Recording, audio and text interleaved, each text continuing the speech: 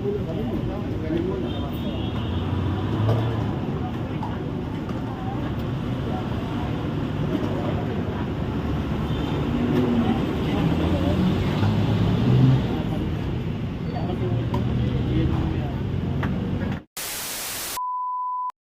isang mapagpalang araw sa inyong lahat guys, no.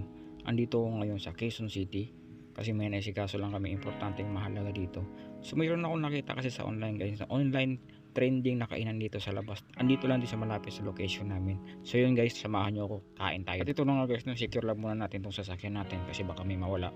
Alanganin parking kasi itong pinaparadahan ko, kaya i-lock natin ng maayos to bago tayo umalis dito sa ating sasakyan.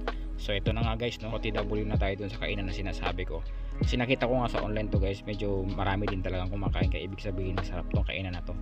Dito lang to guys sa may Aghang Road, kaya samahan nyo ako, let's go. So ito na nga guys, no, tamang walking na tayo dito.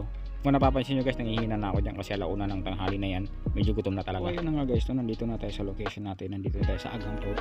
Kaya nga lang naman po ako napunta rito kasi malapit lang ho yung location talaga na opisina na pinuntahan namin dito.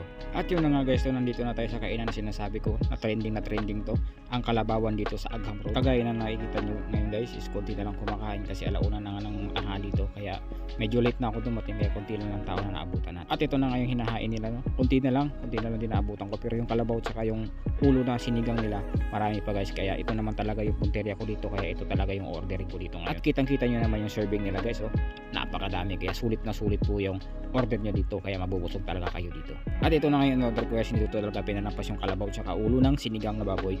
So ito na nga guys, simulan na natin, lalapang na tayo, kaya ano pa inantay nyo guys, samahan nyo ako, let's go!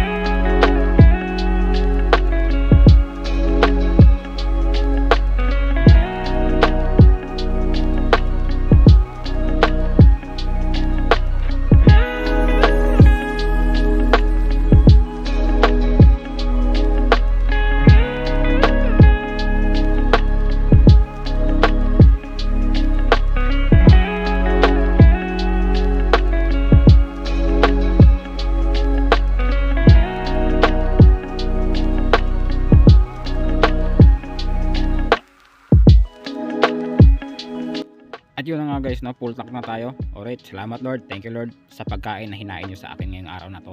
So ayun na nga guys, balik na tayo kasi uwi na tayo, tapos na yung transaction natin dito. Kaya salamat sa inyong lahat, salamat sa pagsuporta. So mga kaibigan, thank you and see you in the next vlog.